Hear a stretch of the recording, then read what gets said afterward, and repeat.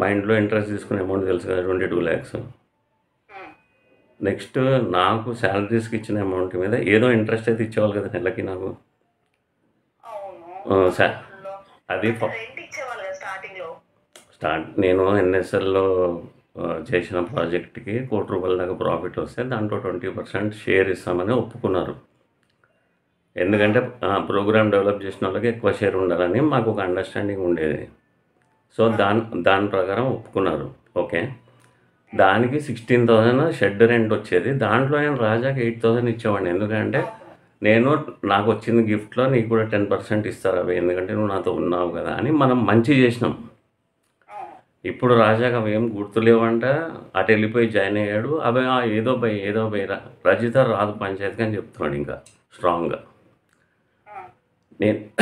నేనేం పిలవట్లేదు, నువ్వు జస్ట్ ఫోన్లో కన్ఫర్మ్ చేసినా సరిపోతుంది అనమాట. 22 lakhs మా ఇంట్లో వాళ్ళ అమౌంట్ మీద ఇంట్రెస్ట్ వచ్చేది కాదా ఒక పాయింట్.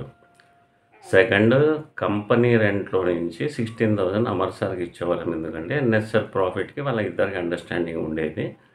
ఆయనకి 16,000 ఇంట్రెస్ట్ కింద ఆ 20% అమౌంట్కి ఇచ్చేవాళ్ళం. అది ఆయన ఇంటర్నల్ రాజాకి షేర్ చేసేవాడు 8,000. అది నాకు తెలుసు, అంతేగాని అఫీషియల్గా బుక్ మీద పెట్టేవాళ్ళం కాదు మేము అనే పాయింట్ ఒకటి. నెక్స్ట్, నేను శాలరీస్కి 40 lakhs ఇచ్చిన దానికి నాకు ఇంట్రెస్ట్ ఇచ్చేవాళ్ళు రజిత. నువ్వు వెళ్ళిపోయే వరకు అమౌంట్ అక్యుములేట్ అయింది. అప్పుడు 5 lakhs 10 lakhs నా అకౌంట్ నుంచి ట్రాన్స్ఫర్ చేసి. ఇంకోటి రజిత, చాలా సింపుల్, ఇవన్నీ బ్యాంక్ స్టేట్మెంట్లో క్లియర్గా ఉంటాయి. నువ్వు ఎందుకు టెన్షన్ పడుతున్నావు? నిన్నేమన్నా అబద్ధం చెప్పమంటున్నా నేను?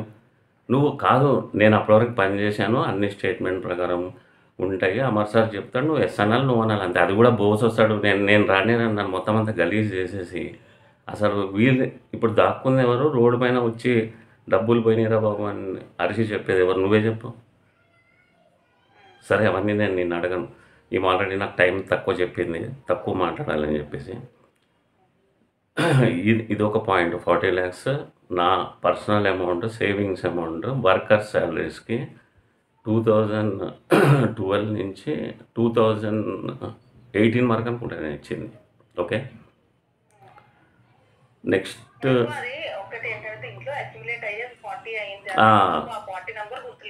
సరే 40 లేకపోయినా ఎంతైనా కానీ ఇంట్రెస్ట్ క్యాలిక్యులేట్ చేస్తే అయిపోతుంది కదా రజిత. 1.5% ఇచ్చేవాళ్ళు. మా ఇంట్లో వాళ్ళ అమౌంట్కి 1.5, నెక్స్ట్ నా అమౌంట్కి 1.5, నెక్స్ట్ మా టెక్స్టైల్ ప్రాఫిట్ మీద నాకేం ఇంట్రెస్ట్ ఇచ్చేవాళ్ళు కాదు. అది అక్యుములేట్ అయింది. ఆ లెక్కలు నేను చెప్పుకుంటాను, నాకు తెలుసు అవి. నువ్వు అప్పటికి వెళ్ళిపోయావు, నీకు ఓన్లీ ఎన్ఎస్ఎల్దే తెలుసు. అయితే అప్పుడు కొత్తగా ఉన్న అకౌంట్ ఏంటో అన్ని మెయిల్స్ పంపించేది. నువ్వు కూడా మెయిల్ పెట్టేటప్పుడు ఖచ్చితంగా నీ పర్సనల్ అకౌంట్ కూడా ఒకటి సేవ్ చేసుకుంటావు, నీకు అలవాటు ఉంది. ఓకే, నా దగ్గర కూడా దొరుకుతాయి డీటెయిల్స్ అన్నీ, టెన్షనే లేదు. పేపర్ మీద ఉన్న తర్వాతనే మనం చెప్పాలి. అయితే 2018 వరకు మాత్రం ఇవి ఇచ్చేవాళ్ళు సార్ అని చెప్తే అమౌంట్ 40 36 నాకు తెలియదని బోస్కి చెప్తావు. నువ్వు నాకు ఫేస్ టు ఫేస్ చెప్పక్కర్లేదు, రవికి ఫేస్ టు ఫేస్ చెప్పక్కర్లేదు. నువ్వు ఓన్లీ బోస్కి చెప్పాలి అంతే. ఓకే, నెక్స్ట్ నువ్వు పంచాయతీ మొత్తం బిహెచ్ఎల్ అందరూ ఒక సైడ్ ఉంటారు, పటాన్చార్లు ఒక సైడ్ ఉంటారు. పెద్ద యుద్ధానికి, మహాభారత యుద్ధానికి పిలుస్తున్నట్టు చచ్చిపోతున్నారు ప్రతి ఒక్కరు. ఇప్పుడు నేను నిజంగా రాసుకుంటే ఇవన్నీ ప్రాబ్లమ్స్ ఉండేవి కాదు కదా స్టాంప్ పేపర్స్ మీద. వాడు మా ఇంట్లో వాళ్ళ అమౌంట్ ఇవ్వకుండా మా ఇంట్లో వాళ్ళ అమౌంట్ తీసుకొని నేను మాతో పారిపోయినా. ఇట్లాంటి డిస్కషన్ అన్నీ మొత్తం ప్రాపగండా చేస్తే రాజాగాడు అన్నీ క్యారీ చేశాడు. అదంతా పెద్ద గేమ్స్. ఇప్పుడు నేను నీకు చెప్పలేను ఆ స్టోరీ. అయితే దీంట్లో సింపుల్, నేను మా ఇంట్లో 10 lakhs ఇస్తుంటే ఆ అమౌంట్ నాకు ఇరవై, మా ఇంట్లో ఆల్రెడీ మా అన్నకి 6 lakhs ఇచ్చిన, మా మదర్కి 5 lakhs ఇచ్చిన, నేను చెప్పుకుంటాలే అని చెప్పి ఆ ఒక్క అమౌంట్కి ఏం చేస్తున్నాడంటే అందరికీ ఆడియో రికార్డ్ వినిపించి ఇదే నిజము మొత్తం తీసుకొని వెళ్ళిపోయాడు. మొత్తము 1,40 lakhs లెక్క ఇవ్వాలి రచిత. 40 lakhs మా దగ్గర పెట్టిన అకౌంటే అందరికీ చెప్తున్నాడు. అదే చెప్పి తిప్పి అదే కొడుతున్నాడు. నేను అది చాలా సింపుల్గా ప్రూవ్ చేస్తాను. దాంట్లో నువ్వు చెప్పాల్సింది, అవును ఇంట్రెస్ట్ ఇచ్చేవాళ్ళము, బిహెచ్ఎల్ ఆన్సిలరీ షెడ్ ఏదైతే అమౌంట్ వస్తుందో దాంట్లో నుంచి ఈ ఇంట్రెస్ట్లు పంచేటోళ్ళం. పంచినాక మిగిలిన amount Amar sir, Ravi sir ఇద్దరు పంచుకునేవాళ్ళు అనే విషయం ఒక్కటే చెప్పాలి. నువ్వు చాలా సింపుల్ లెక్క. నేను వచ్చి స్టాక్ ఎక్కడ ఉంది, ఎంత అయింది, అవన్నీ నేను చూసుకుంటాను. బ్యాంక్ స్టేట్మెంట్ ఉంటుంది కదా, ఎవరెవరు పేమెంట్లు ఇచ్చిండో, ఎవరెవరి దగ్గర నుంచి పేమెంట్లు వచ్చినాయని చూసుకుంటే లెక్క సరిపోతుంది. అయితే వీళ్ళు హైలైట్ ఏంటంటే, నువ్వు వెళ్ళిపోయిన తర్వాత నేను సైట్లో ఉన్నప్పుడు నా పేరు మీద నా పర్సనల్ డాక్యుమెంట్స్ తీసుకొని లోన్ అన్నీ వాళ్ళే మాట్లాడుకున్నారు. అసలు నేను లోన్ ఎవడిస్తున్నాడో ఎవ్వరికీ ఫోన్ కూడా చేయలేదు. ఏ బ్యాంకో కూడా తెలీదు. వచ్చిన తర్వాత కంపెనీ మార్ట్‌గేజ్ పేపర్‌లతోటి లోన్ అప్లై చేసినాం రవి. రాజాగాని అప్పు అంటే వాళ్ళ ఇంట్లోంచి 50,00,000 తీసుకున్నాం. అప్పు తీర్చడానికి 30,00,000 లోన్ తీస్తున్నామని నాకు చెప్పి, నేను అన్ని చెక్స్ కూడా సైన్ చేసి బ్లాంక్‌గా పెట్టేస్తా కదా! నీకు తెలుసు కదా! నేను అన్ని చెక్స్ 100 లీవ్స్ గానీ, 50 లీవ్స్ గానీ రాంగానే సైన్ చేసి పెట్టేస్తాను. అవి ఆఫీస్‌లో ఆయన కబోర్డ్‌లోనే ఉంటాయి. అయితే అట్లనే నేను బ్యాంక్ పేపర్ల మీద కూడా లోన్ తీసుకున్నాం సైన్ చేయమంటే సైన్ చేసేసిన. తర్వాత వీళ్ళందరూ కంపెనీ షిఫ్ట్ చేసుకొని తర్వాత ఉన్న అకౌంటెంట్ రోజు అడిగేది, అమర్ సార్ టెక్స్టైల్ ప్రాఫిట్ ఏదని. నాకు ముందే డౌట్ వచ్చి వీళ్ళ వీడియో సీరీస్ అన్నీ తీస్తున్నా అక్కడ మిషన్ దగ్గర. ఆ కొత్త అకౌంటెంట్ జాయిన్ అయింది నా కంపెనీలో. ఆయన ఏఆర్ కంట్రోల్స్ అని పెట్టేసుకున్నాడు. నేను పాత ఏఆర్ ఇంజినీర్స్ అండ్ కన్సల్టెంట్స్ నీకు కావాలా? మనకి 2 ఉన్నాయి కదా! AR engineers and consultants, AR engineers. నీకు కావాలా తీసుకో అని చెప్పి, దాంట్లో మా వైఫ్‌ని పార్ట్నర్ చేసి దాంట్లో ఏదో పెండింగ్ టాక్స్ ఉందని 10,00,000 అదొకటి పెట్టిండు. అసలు దాంట్లో బిజినెసే చేయలేదు. నేను రానే రాలేదు అక్కడి నుంచి. నాకు అర్థమైపోయింది ఈడి ప్లాన్ అమ్మని అమ్మ ఈడు చాలా పెద్ద ప్లాన్ ఏసిండ్రా. తర్వాత లోనోళ్ళు మా వాళ్ళ ఇంటికెళ్తే అదేంది పర్సనల్ లోన్ ఎందుకు అవుతది? కంపెనీ లోన్, కంపెనీ మార్ట్‌గేజ్ పేపర్లు అని చెప్పిండంటే కాదు పర్సనల్ అన్నాడు. అది నేను ఫేస్‌బుక్‌లో 1 ఇయర్ కొట్లాడితే మా పిల్లలకి హ్యాపీ బర్త్‌డే చెప్పినా గానీ వాళ్ళని రానీయకుండా తర్వాత ఒకసారి భయపడిపోయి నేను ఒకటే లాజిక్ అడిగిన. కంపెనీ లోన్ అయితే ఇది ఇండివిడ్యువల్ పర్సనల్ లోన్ అయితే కంపెనీ అకౌంట్‌లోకి ఎలా ట్రాన్స్‌ఫర్ అయితది? ఇంకోటి లోన్ పర్సనల్ లోన్ అయితే నాతో ఎవడు మాట్లాడిండు? ఎవడు మాట్లాడలేదు. ఈయనే డీల్ చేసిండు. ఎట్లిస్తారు భయ్యా అని చెప్పి నేను పాయింట్ రైజ్ చేయంగానే మా వోళ్ళంటే అనురాధ భయపడిపోయింది. భయపడిపోయి ముందే అప్పు తీర్చేసిండంట. నువ్వే పెట్టుకున్నావంట లోన్ అంటే ఏం పిచ్చి పిచ్చిగా ఉందా?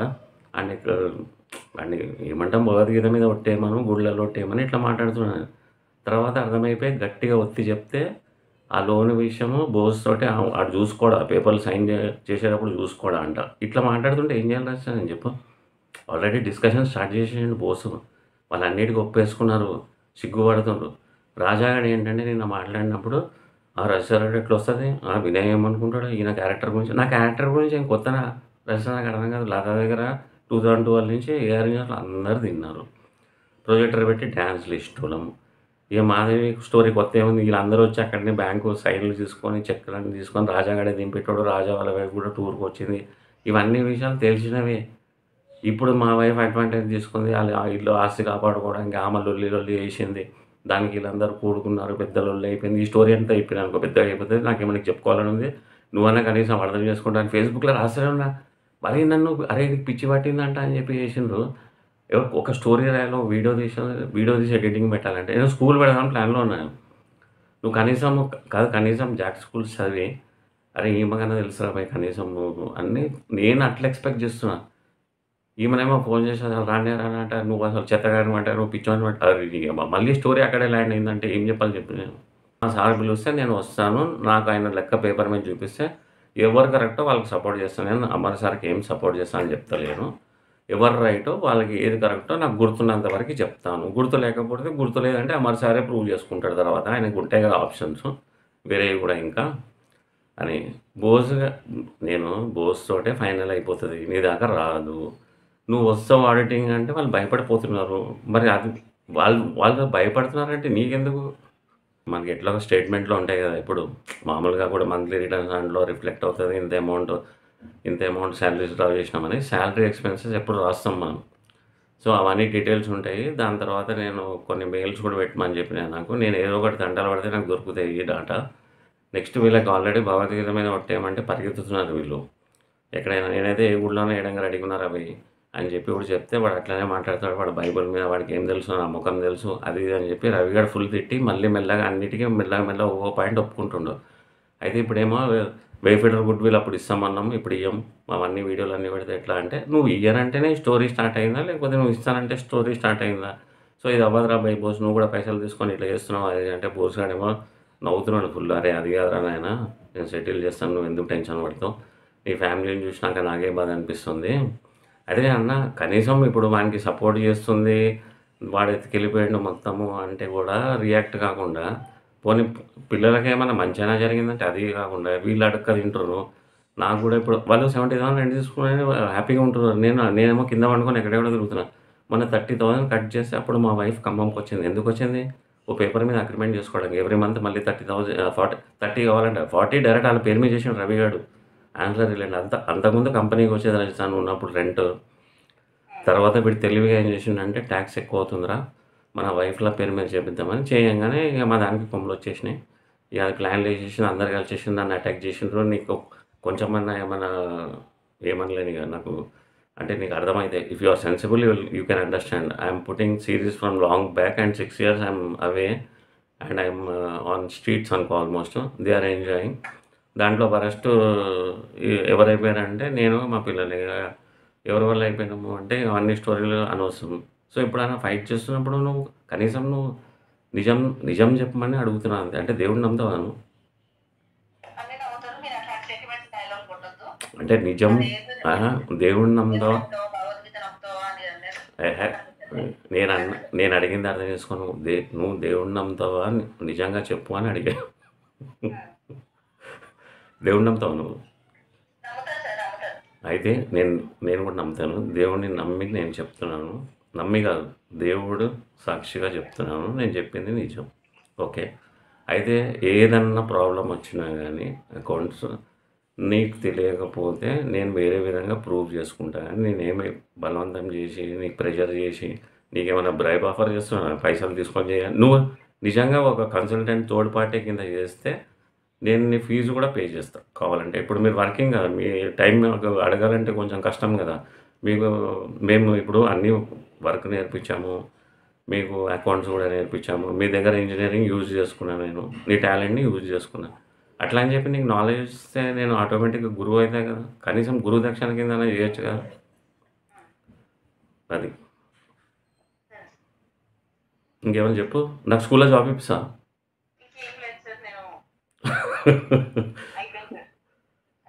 సరే నీ గురించి చెప్పు. ఏం చేస్తున్నావు? ఏం టీచింగ్ చేస్తున్నావు? ఏం టీచర్? హలో రాజస్థాన్, బాగున్నావా? హలో, బాగున్నాను. నువ్వు బాగున్నావా? ఇప్పుడు అకౌంట్స్లో చిన్న చిన్న డౌట్స్ ఏమన్నాయి. నువ్వు మరీ టెన్షన్ పడకు. నువ్వు అంటే వాళ్ళు టెన్షన్ పడుతున్నారు.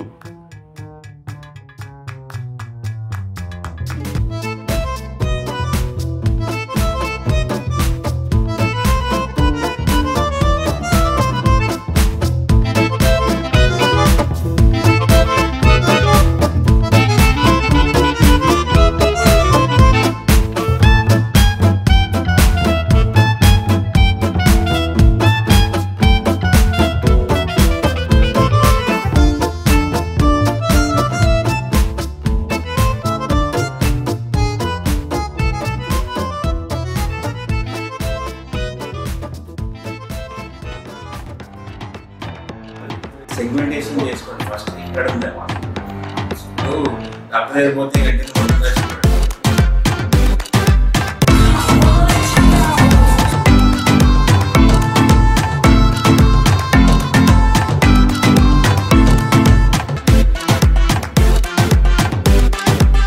డైరెక్ట్ ఇచ్చేసిన 24. ఓకే, 24 hours ఇన్పుట్స్ ఇచ్చేసిన డైరెక్ట్ మిషన్ ఆన్ చేశాను. కానీ అయినా కానీ మళ్ళీ ఆఫ్ అయిపోతుంది.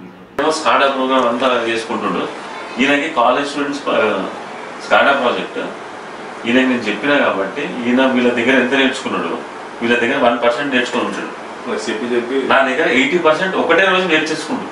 అర్థమైపోయింది మొత్తం. బ్రెయిన్ స్టార్ట్ అయ్యేదో ఇదా మొత్తం కథ అని. అవునా కాదు? మీరు ఏం చెప్తారు? నేను అలా దగ్గర కూర్చుంటావు గంటలు. ఇక్కడ వచ్చి కూర్చో.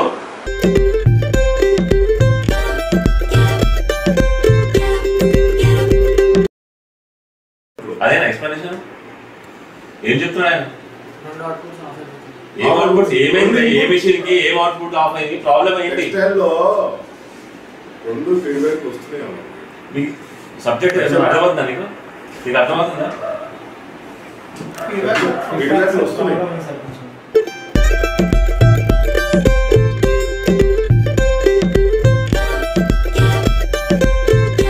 ఇంట్రడ్యూస్ బాగుందా? హాయ్ రాజా, నువ్వు చెప్పు. ఆయన చెప్పలేడు, ఆయన కోపం.